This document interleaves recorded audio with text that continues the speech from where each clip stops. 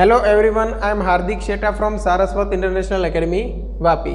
आज हम standard 12 subject physics chapter number 2 electrostatic potential and capacitance को आगे बढ़ाते हैं। तो स्टार्ट करते हैं potential energy of a dipole in an external field. जैसे हमने लास्ट लेक्चर में देखा था, हमने potential energy of potential energy of single charge in an external field पढ़ा। उसके बाद potential energy of system of two charges in an external field, ये भी पढ़ लिया।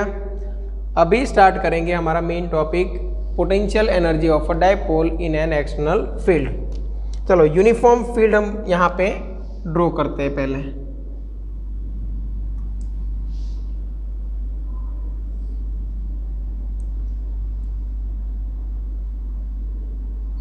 अब यूनिफॉर्म इलेक्ट्रिक फील्ड का मतलब आपको भी पता है कि जो इलेक्ट्रिक फील्ड लाइन्स है वो parallel to each other and equidistant रहेगी।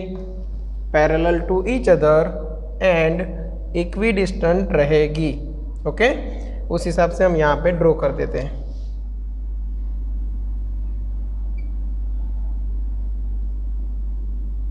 चलो यहाँ पे हम एक डायपोल रख देते हैं। सपोज मैं डायपोल रख रहा हूँ, उसका नेगेटिव चार्ज इधर है और पॉजिटिव चार्ज यहाँ पे है। तो ये हो गया -Q और ये है +Q। ये मान लेते हैं यहाँ पे सेंटर है O। चार्ज के भी नाम दे देते हैं। ये पॉइंट का नाम दे देता हूँ मैं A, यहाँ पे जो पॉइंट है उसका नाम मैं दे देता हूँ B। अब आपको पता है कि पॉजिटिव चार्ज के ऊपर यहाँ पे जो फोर्स लगने वाला है वो in the direction of electric field लगता है, और वो फोर्स कौन सा होता है, Q into E। Same way negative charge के ऊपर opposite to electric field force लगता है, और वो फोर्स कौन सा होगा, -Q इंटू E। ओके, ये दोनों फोर्सेस है, उसका मैग्नीट्यूड इक्वल है बट ऑपोजिट इन डायरेक्शन, मतलब नेट फोर्स हो गया 0। Okay, both the forces are not collinear, तो फिर टॉर्क लगाएंगे, ये डायपोल रोटेट होगी। क्लियर? तो स्टार्ट करते हैं टॉर्क के फॉर्मूला से। Torque acting on dipole. चलो टॉर्क कितना लगेगा, तो टॉर्क के लिए हमारे पास फॉर्मूला है torque is equal to P cross E। Torque equal to P cross E, और मुझे टॉर्क का मैग्नीट्यूड चाहिए तो मुझे मिलेगा PE sine theta, where theta is the angle between dipole moment vector and electric field vector. Dipole moment vector and electric field vector के बीच में जो एंगल बन रहा है उसको हम नाम दे रहे हैं थीटा। यहाँ पे चेक करते हैं कि वो एंगल किधर बनेगा।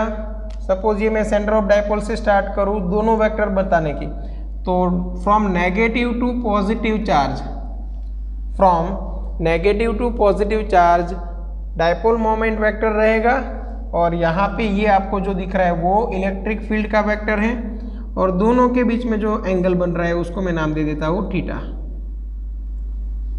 ओके, चलो यहाँ तक क्लियर है। ये नाम दे देते हैं हम इक्वेशन 1। अभी बात करते हैं पोटेंशियल एनर्जी के लिए। पोटेंशियल एनर्जी फाइंड करने के लिए आपको क्या करना पड़ेगा, work required to be done okay on this dipole.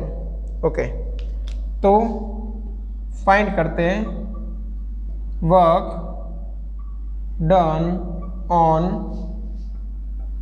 Dipole by an external field, by an external field to rotate it from initial angle θ0 to final angle θ1। क्या फाइंड कर रहे हैं हम, work done on dipole, work done on dipole by an external field to rotate it from theta 0 to theta 1. theta 0 है वो initial angle है, theta 1 है वो फाइनल एंगल है।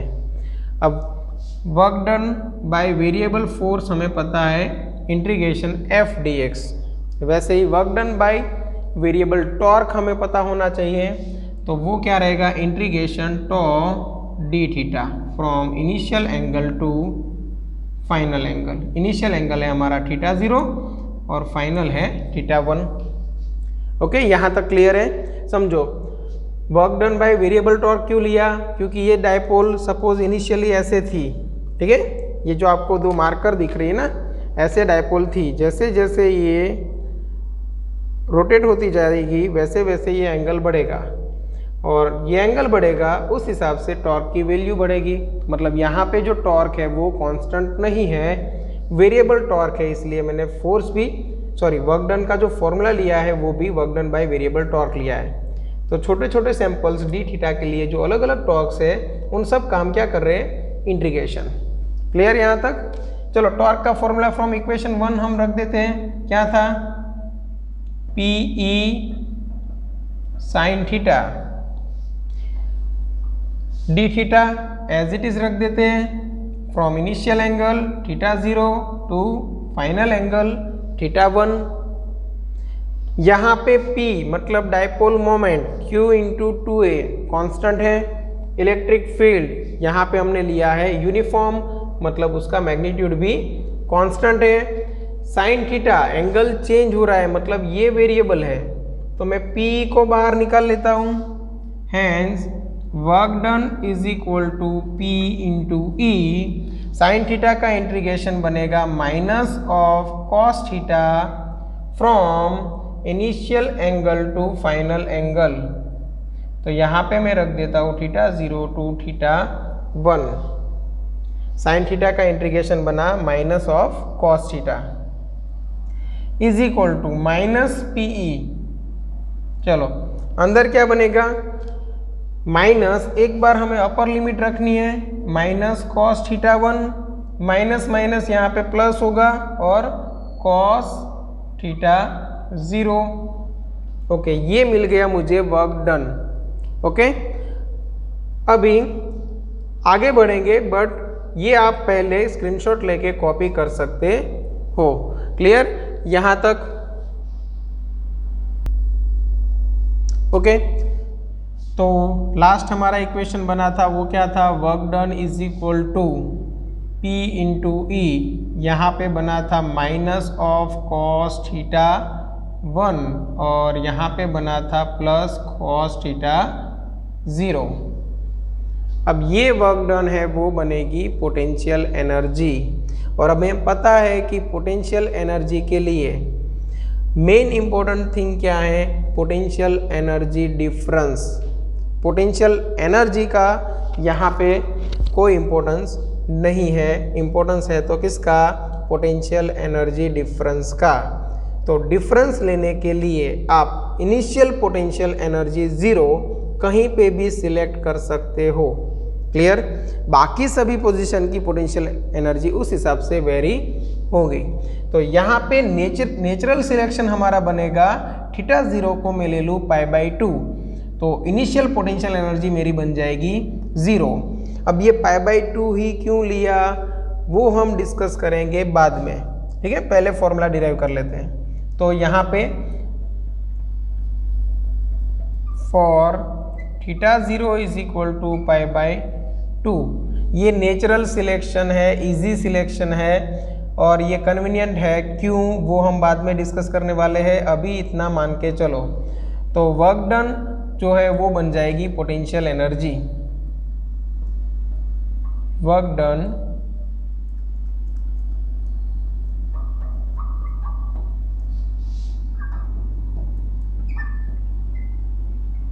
will become potential energy of dipole। तो ये potential energy का हमारे पास जो फॉर्मूला आने वाला है वो आपको मिलेगा potential energy U is equal to minus of PE cos theta. और इसी फॉर्मूला को मैं अगर वेक्टर के साथ रिप्रेजेंट करूँ तो मुझे U मिलेगा minus P vector dot E vector. Okay, यहाँ तक क्लियर है? तो ये हमारा फाइनल फॉर्मूला है, potential energy equal to minus of P vector dot E vector. यहाँ पे P vector and E vector की डॉट प्रोडक्ट है। क्लियर? ओके, अभी हम डिस्कस करने जा रहे हैं कि यहाँ पे cos थीटा 0 था, उसमें थीटा 0 मैंने π/2 क्यों सिलेक्ट किया। यहाँ पे मैंने थीटा 0 π/2 क्यों सिलेक्ट किया वो डिस्कस करने जा रहे हैं। उससे पहले यहाँ पे जो भी लिखा है वो आप एक स्क्रीनशॉट ले लो और नोट्स में कॉपी कर लो। अभी स्टार्ट करते हैं potential energy of system of two charges in an external electric field. Okay, क्या डिस्कस करना था हमें कि वो थीटा 0 था वो हमने π/2 क्यों सिलेक्ट किया। ओके, तो उसके लिए उसका एक्सप्लेनेशन आपको इधर मिलेगा कि पोटेंशियल एनर्जी हम फाइंड करते हैं ओल्ड मेथड से, जो हमने इससे पहले के लेक्चर में डिस्कस की थी वो। तो पोटेंशियल एनर्जी के लिए हम क्या करते थे, तो आपको याद है, तो मैंने दो चार्जेस लिए थे Q1 Q2 और एक मैंने नाम दिया था इलेक्ट्रिक फील्ड। पहले Q1 की पोटेंशियल एनर्जी मैंने ली थी इलेक्ट्रिक फील्ड के साथ, फिर Q2 की इलेक्ट्रिक फील्ड के साथ, फिर Q1 एंड Q2 की आपस में। क्लियर है ना? तो मैं यही यहाँ पे डिस्कस करने जा रहा हूँ।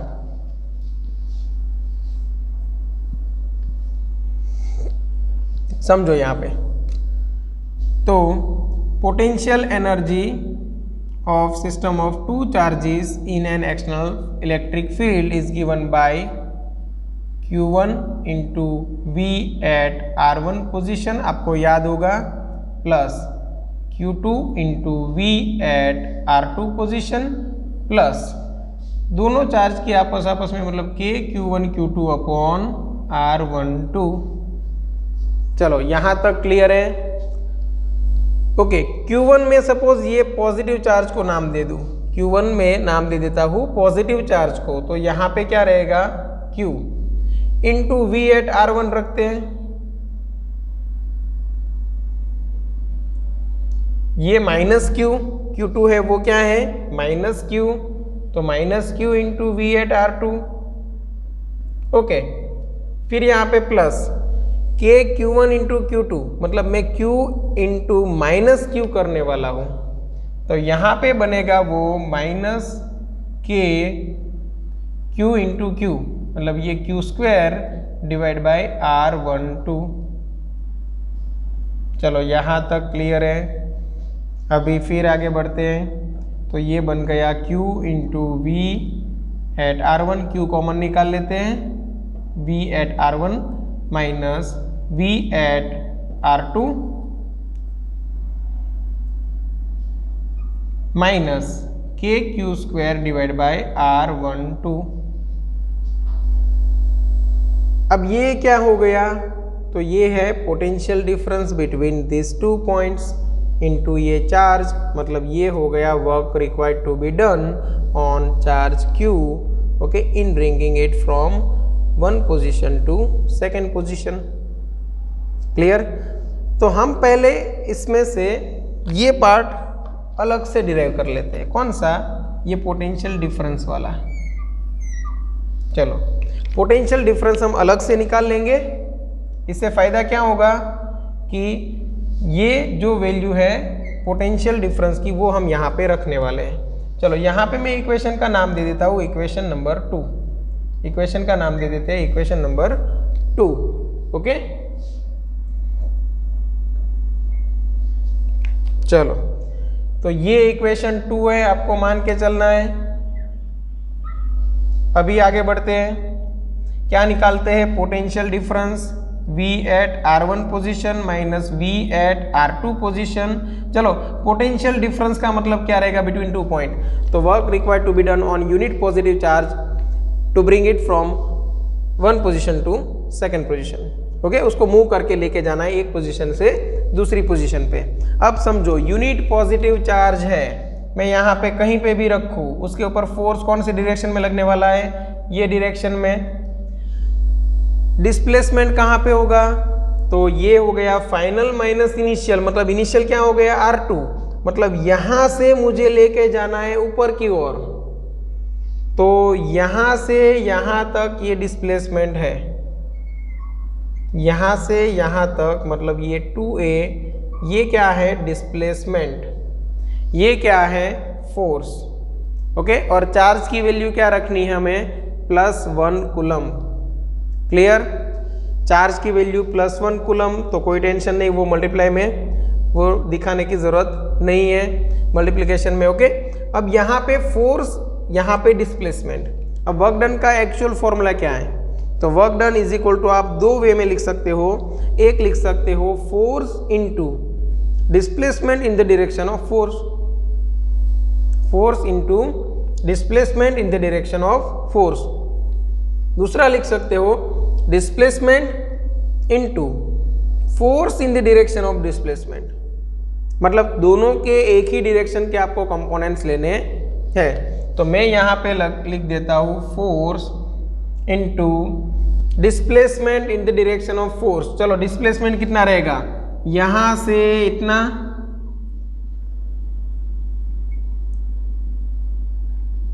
मतलब ये हो गया actual displacement in the direction of force. चलो ये कितना मुझे मिलेगा समझो, तो यहाँ पे एंगल कौन सा बनेगा, थीटा। ये कितना है 2a, ये उसका कौन सा कंपोनेंट रहेगा, कॉस कंपोनेंट, मतलब ये बनेगा 2a कॉस थीटा। तो मुझे क्या लिखना पड़ेगा, force into 2a cos theta. जो वर्क है अगेंस्ट इलेक्ट्रिक फील्ड वो बनेगा पोटेंशियल, अगेंस्ट है तो यहाँ पे मैं माइनस दिखा देता हूँ। चलो तो माइनस ऑफ ई वेक्टर, समझो अभी मैं ई रख रहा हूँ, इनटू क्या करूँ 2a cos theta, minus E into 2a cos theta. कहाँ पे रख सकते हो ये वैल्यू आप, इक्वेशन 2 में। तो यहाँ पे मैं लिख देता हूँ फ्रॉम इक्वेशन 2, फ्रॉम इक्वेशन 2, ये जो है VR1 VR2, VR1 minus VR2, उसकी जगह पे मैं लिखने वाला हूँ minus E into 2a cos theta, work done on unit positive charge to bring it from B to A। चलो स्टार्ट करते हैं। तो potential energy U is given by Q into minus E into 2a cos theta, minus ये तो था ही कि Q² divide by R12।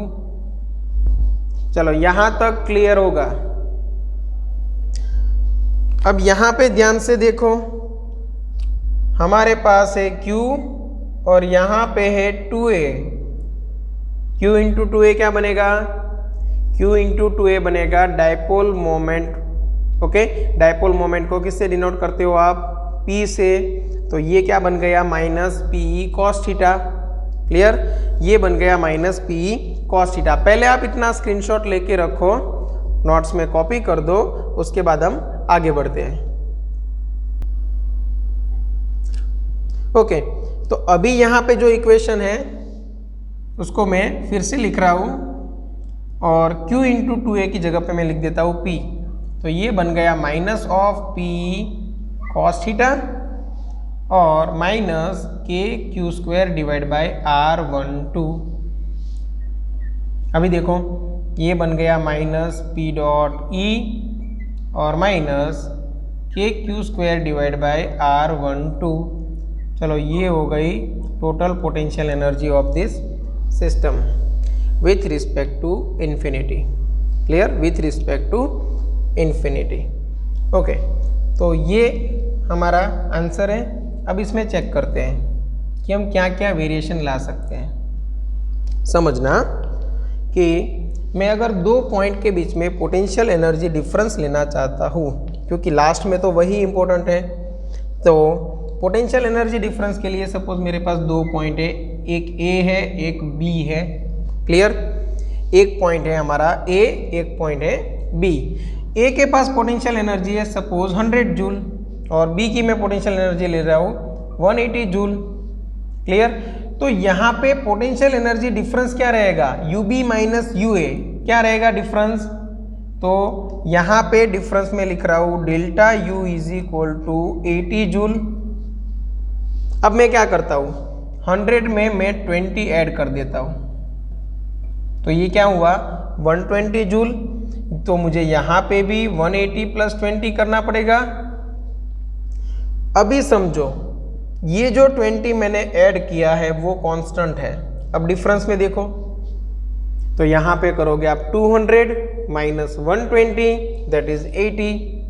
Potential energy difference मिला आपको 80 जूल।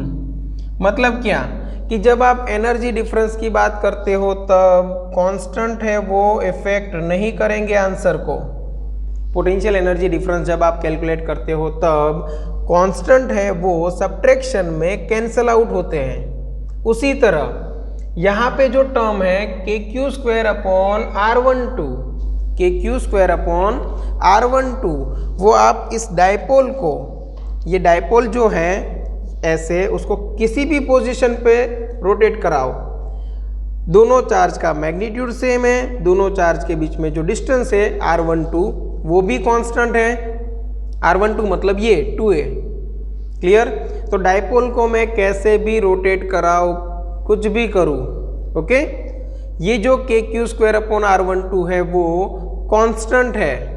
और जब कांस्टेंट है तब मैं पोटेंशियल एनर्जी डिफरेंस निकालूं तब यहाँ पे जैसे 20 कैंसल आउट हुआ था वैसे ही ये कांस्टेंट है वो कैंसल आउट होगा।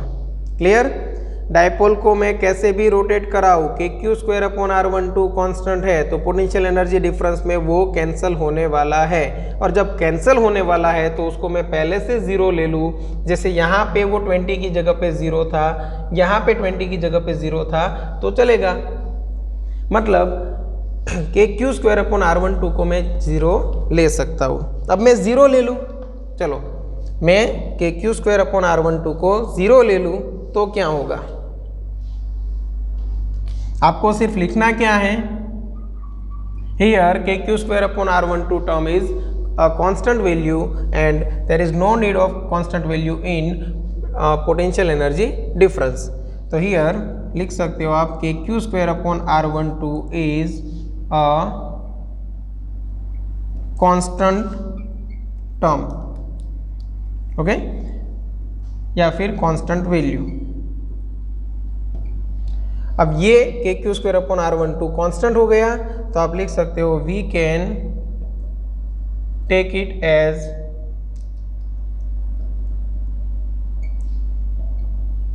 Zero while calculating potential energy difference. इतना आपको यहाँ पे लिखना पड़ेगा, ठीक है। Here KQ square upon R12 is a constant term या फिर value, we can take it as zero while calculating potential energy difference. Okay, यहाँ पे जगह कम है तो मैं ये निकाल देता हूँ और हम जो मेन बात है वहीं पे आ जाते हैं। तो पोटेंशियल एनर्जी हमारी क्या बनेगी, तो सिर्फ और सिर्फ माइनस PE cos थीटा, और यहाँ पे हम लिख सकते हैं माइनस P डॉट E। अभी आपको पता चला होगा कि हमने जब ये इक्वेशन डिराइव किया था तब दो एंगल हमारे पास थे, उसमें से एक एंगल रखा था हमने, एक एंगल को मैंने बोल दिया था π/2 और cos π/2 बन गया था 0। जो इनिशियल एंगल था उसको मैंने नाम दे दिया था π/2, जहाँ पे पोटेंशियल एनर्जी 0 है। क्लियर? तो ये हो गया एक्सप्लेनेशन। थीटा हमने इनिशियल एंगल π/2 क्यों सिलेक्ट किया था। अभी एक और चीज़ नोटिस करो कि अगर मैं potential at R1 minus potential at R2 select करूँ, ठीक है, potential at R1 minus potential at R2 अगर मैं सिलेक्ट करूँ तो फिर यहाँ पे देखो क्या होने वाला है, potential at R1 minus potential at R2, मतलब ये दोनों के बीच में पोटेंशियल डिफरेंस अगर मैं सिलेक्ट करूं, और वो भी कब, जब ये डायपोल ऐसे अरेंज्ड है, समझना, ऐसे अरेंज्ड है, clear, straight perpendicular to electric field. तब क्या होगा समझो, एक रहेगा चार्ज नेगेटिव, एक रहेगा चार्ज पॉजिटिव, और यहाँ पे एग्जैक्ट इक्वेटोरियल पे मैं अगर पोटेंशियल निकालूँ तो यहाँ पे r माइनस डिस्टेंस और यहाँ पे r प्लस डिस्टेंस दोनों इक्वल हो गए, ठीक है। और दोनों जब इक्वल है तब मुझे यहाँ पे पॉजिटिव पोटेंशियल और नेगेटिव पोटेंशियल का मैग्नीट्यूड सेम मिलेगा, और टोटल पोटेंशियल क्या बन जाएगा, जीरो, और टोटल पोटेंशियल बन जाएगा जीरो। मतलब मैं इस वे में भी बोल सकता हूँ कि at theta equal to π/2 potential difference बनेगा जीरो, तो फिर उसको कैलकुलेट करने की जरूरत नहीं है। क्लियर यहाँ पे? चलो ये हो गई आपकी main theory, potential energy of a dipole in external field. आपको क्या लेनी है, U equal to minus P into E into cos theta, मतलब minus P vector dot E vector. Clear? Initial angle हमने थीटा क्यों कंसिडर किया है वो भी आपको पता चल गया, क्योंकि जब हम अदर वे मतलब ओल्ड मेथड से पोटेंशियल एनर्जी डिराइव करते हैं तब हमें फॉर्मूला मिलता है ये minus P cos theta minus के क्यू स्क्वायर अपन r12, और ये जो टर्म है वो हमें क्या मिलती है, कांस्टेंट, और कांस्टेंट टर्म को हम पोटेंशियल डिफरेंस में काउंट नहीं करते क्योंकि वो वैसे भी कैंसिल आउट होती है। तो आप दोनों मेथड से टॉर्क का इंटीग्रेशन करा के पोटेंशियल एनर्जी फाइंड करो, या फिर आप जो हमारी नॉर्मल मेथड है potential energy of system of two charges in an electric field, तो भी आपको सेम आंसर मिलने वाला है।